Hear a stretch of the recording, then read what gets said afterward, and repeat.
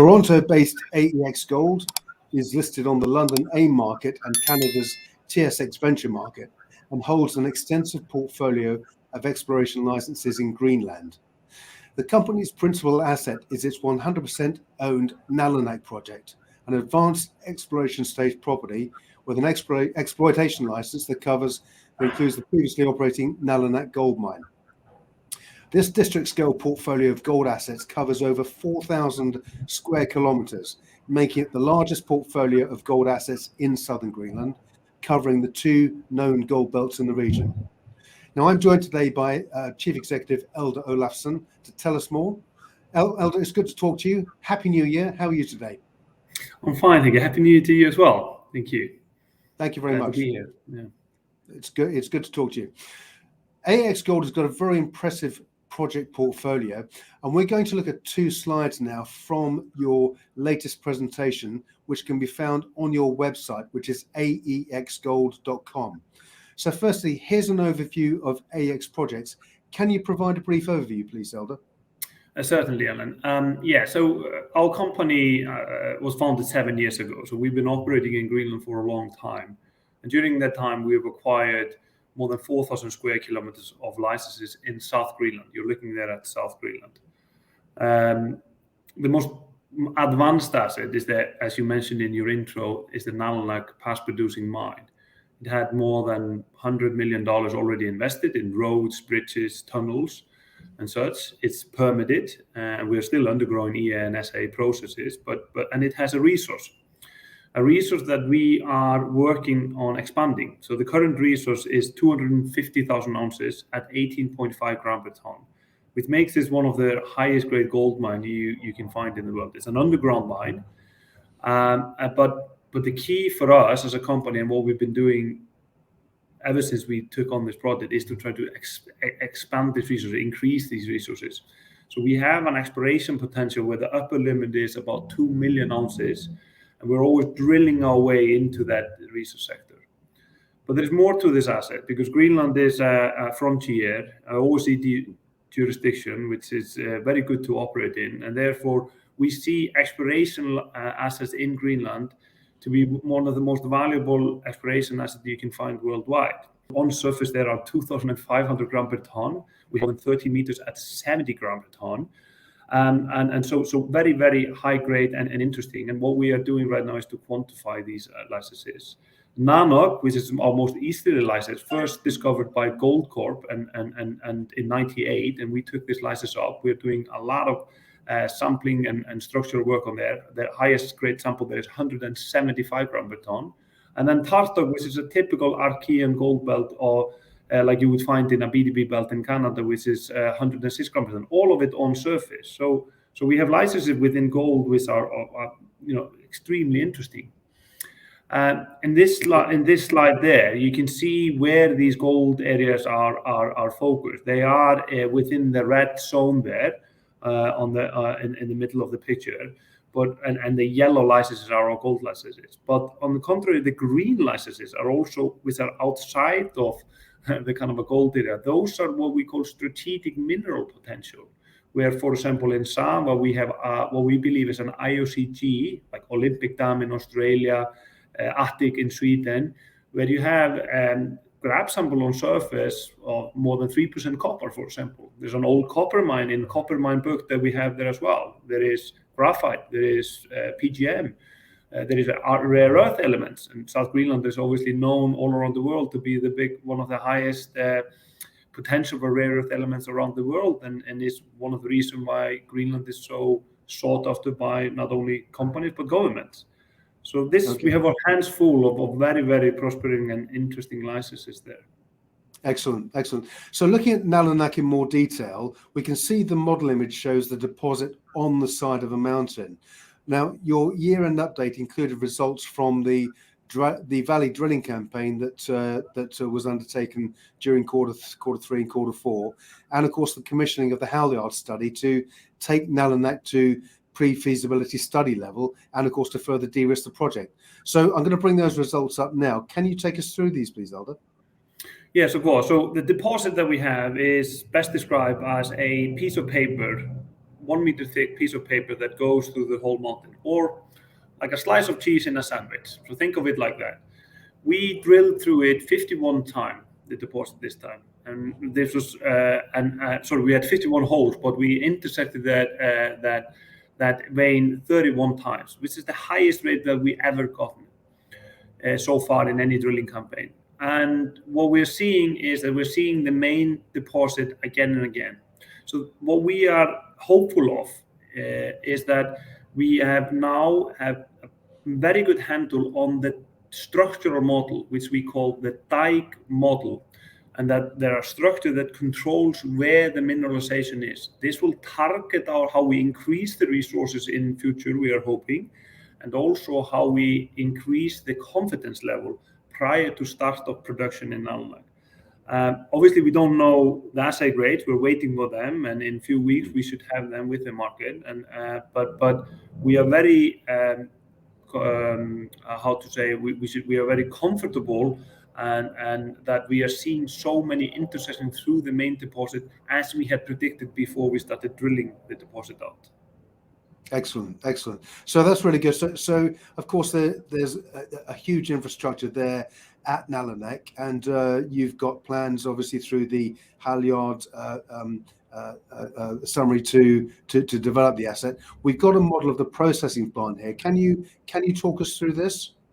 Of course, yeah. So the HALYARD study, the purpose of the HALYARD study was to finalize all the processing plant, all of the surface infrastructure, so camp, any kind of a surface support infrastructure, for example, generators, etc., etc. This plant that you're looking at there on the picture is a 300 ton per day plant that it can be expanded actually up to 450 ton with a minimal further investment. So we've designed that from the beginning. And so what you're looking at there, the ore in NALUNAQ historically has been very simple to process. So up to 70% of the ore, of the gold in the ore, can be taken out by gravity. So what you start by doing is you crush it, you then mill it, you then shake it in the shaking table and gravity separation, and then 70% of the gold comes out like that. And then the final 20% or 20 to 25% would go through a flotation zone. Once this is finished, we then dry the ore and we stack it up like you see there on the picture on the right. So this whole process is very environmentally friendly. It has minimum amount of energy that is needed to use. And once we start increasing the production, which we're hoping to do with an increase in resource growth, then we only have to put minimum investment to do that. And so we designed it all from the beginning with that in mind. Excellent, excellent. Well, of course, the latest presentation that we've taken the slides from includes highlights from the HALYARD study. I'll bring that slide up now. This is, of course, bullet pointed. So can you talk us through the findings from the study? Yes, certainly. So when we set out to have this study, we wanted to understand with an accuracy rate to get to a level 2 under the what we in the Canadian code is called 43101, or which would be similar to what you have in UK is called the York code. Okay, what that means is that we wanted to understand all of these aspects of the plant, the design, the engineering, the supply of material, labor, every single part of it. So we now confirmed all of that. And this study has taken into account various different design features under the requirement that we're working in Greenland, but also under the requirement that the world expects us to work in under the day. So making sure we have energy efficiency, we do things in an environmentally sound way, and also are in good cooperation with the community that we're working with. And the outcome of this study also gave opportunities. We want to look at things like ore sorting. We want to look at things of being able to increase the throughput from, as I said earlier, 300 to 450 ton per day. And by doing all of this and doing this in a collaborative way, we kind of build up a plan that is very sound with a fixed number of 58 million sterling, which we will which we now put to the market. So we are essentially, once our drilling is finished and that will tell us if we need to do further drilling or if we are okay then to start mine development plan. But once the drilling results are there, we then are getting closer and closer to have a full mine development plan, and to run a project like this one efficiently. Mine development plan plus a full IFS can come together into what we call a PEA or a PFS, which then we would hope to be a bankable document for the funding of this project. Fantastic. That's fantastic. So some major steps have been taken already. So, but of course, you're not a one-trick pony. It's not just about NALUNAQ. You've got 6 other really important projects in the region. So we're going to take these 3 at a time. So can you firstly tell us about Vagar, Tartuk, and NALUNAQ? And I hope I've pronounced those correctly. No, yeah, that's perfect. So Vagar is an intrusion-related and organic gold system that we are exploring. It's a very large license. It's a structural zone, a structural shear zone that crosses 50 kilometers with a lot of gold showing on surface. Mind you, there is no vegetation on surface there. The ground there, most of this ore is exposed to surface. What we're doing here is that our best sample there, as I said earlier, is 2,500 well above 2,000 grams per ton. Sorry. So the discovery has been made. What we are trying to do is to quantify it. And what we've done this year is that we've done airborne geophysics. We run a hyperspectral survey that is to understand what is the depth of these potential deposits, and also the hyperspectral survey shows us different rock types on surface and will allow us to sample the rocks or the granites that we believe host gold as an intrusion-related gold. And then Vagar becomes this potential to be multi-million ounce deposit, world-class deposit potentially. So the focus here is to wait for this result, bring those to the market in the next 3 months once we get these results back and we have analyzed them. And based on those results, we have to take a decision if we then start drilling Vagar next year. In terms of Tartuk, we have ran geophysical survey to understand the depth of the deposit because the surface is quite well known. We want to understand the tonnage potential there, and we already put out the initial results there. And there are high indication of a larger potential there, so we'll focus our efforts even further there. And in NALUNAQ, this is a very intriguing area because in NALUNAQ we found a 2-meter thick vein a few years back that was first discovered by Goldcorp, by the way, of 175 grams per ton through a intersection or a surface intersection, which we call a channel sample. Over various, and this was over 800 meters. It just comes to surface. You can see it actually there on the picture. But in what we were doing this year is that we were trying to understand there's also copper in the system there. We were trying to, where is this copper coming from? And we had discovered 3.4% copper there. So what we did is that we did a structural study over this area, and what we discovered, or the kind of what we are looking to see what is happening is it seems to us that the zone there is thicker, up to 20 meters thick instead of 2 meters, with multiple quartz veining coming in and folding back and forth into the system. And there seems to be some interesting areas where we think the potential for copper as well in there. So we sampled all of that, and we are doing a structural study over all of this. And we're also doing surface venture on top of this, which demonstrate up to 25 kilometers strike length. So this could quite simply be quite interesting and unique opportunity. But mind you, we're waiting for the assay results from this, and we're waiting for the final results. So that's something that hopefully we will excite the market once we'll be ready, basically. Okay, super. And can you also tell us about Sava, Saka, and Noriam as well, please, Eldur? Yes, certainly. So Sava is a license that is within what we call strategic mineral licenses. So one of the samples that we have taken there brought back like higher than 3% copper, well over 300 grams per ton of gold, zinc, niobium, 90% niobium, and rare earth. So it's a very interesting geology. We've been focusing on doing airborne geomagnetics and radiometrics over the whole license, soil sampling, and then geological mapping. And running also, we'll be running ionic leach geochemistry. We believe that this is IOCG system, mineral system over a large area there. There was a copper mine which we now hold the license there. So we know all of these elements exist. It's similar age, similar geology as you would find in Olympic Dam or Attic in Sweden. And it's very much interesting and getting to be a more high priority target for us. So we'll put out all of these results hopefully in the Q1 this year, and then we'll have to determine the next work. Sakadike is in NALUNAQ Valley. There you have a dike of 10 gram per ton palladium.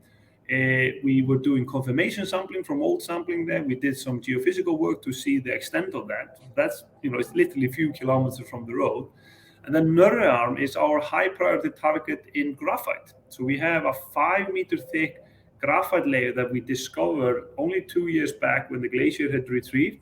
And it's 2 kilometers long. So it's a big deposit. And there we did some large sampling of that, and we are running that graphite through analysis right now. And we'll see, the flake size and the percentage wise, but that's also very interesting. But we have various bits of these graphite deposit, and just to kind of give this to people understand why we're looking at graphite. So this is the graphite belt that essentially runs through Norway, and the only graphite mine in Europe is in Norway, and it's a quite unique mineral that the EV world needs for electrification of cars and so on. So. Very much so. So that's a very comprehensive mineral portfolio that you described there, Eldur. Let's look at the company itself now. At the end of Q3, you reported nearly 38 million Canadian dollars in the bank with no debt. How is the cash runway looking for 2022? And I'm going to bring up a slide, which is your corporate overview slide, for you to talk through. Yeah. So, I think the first thing is that, as you said earlier, we maintained and focused on keeping a very good balance sheet. We have a very good shareholder list in our company. We have the support of Greenland Venture Fund, Danish Growth Fund, the largest pension fund of Greenland, which is called CISA. We have larger investors also supporting the company as well as the retail market. So we were very fortunate with a very good investor base. To your point there, we have a very healthy cash balance for a junior company. Our focus is to get the results from this year to determine the work that we have to do next year to get to that stage of having a full PEA/PFS for the NALUNAQ project. Further exploration on the wider license portfolio is also determined by the results that we should be getting back here. So at this point in time, we will have to wait for this result, and then we will have plan the ongoing work that we have to do in Greenland. But mind you, the reason why we can plan in a certain instance is that we already have few people on site running our camp. We have a fully fledged camp on site. We have a rig on site. We have cars, diggers, everything. So we are a fully capable company that operates all year round in Greenland with our own operating base. And that is what is different between us and many other companies in countries, that we are constantly operating and we can take decisions relatively quickly. I understand. Well, Eldur, it's been fascinating finding out about the company. We are running short on time. Before we go, can you provide viewers with some milestones and value inflection points for the coming months? Certainly. So I think we are waiting for the drilling results to come out. I think the drilling result hopefully will show that there is a lot more gold in NALUNAQ, but also will prove how we can show the market how we can increase the resources by drilling always out. So almost like how many ounces per square meter. That's the goal here. Secondly, for the wider portfolio, we are then focused on moving these assets from being discoveries to become resources. And we have a license portfolio of one of the most prestigious exploration and development area around the world. Geologically, it's perfect, right? And I think once we start delivering these results to the market, I think the market will see how much value is in the whole portfolio in a country that is an OECD. It's like Iceland, it's Scandinavia, essentially. And I think that will be the key for the next 2 or 3 months. And subject to that, we will then take on the next steps of our chapter in exploring and developing our portfolio in Greenland. Excellent. Well, AEX Gold is certainly in rude financial health and looks exceptionally well placed for growth in the new year. My thanks to Eldur Olafsson for joining us today. Eldur, please come back and update us again in the spring when you've made more progress with the company. But thank you for joining us today. Alan, thanks for having me, and I look forward updating you again.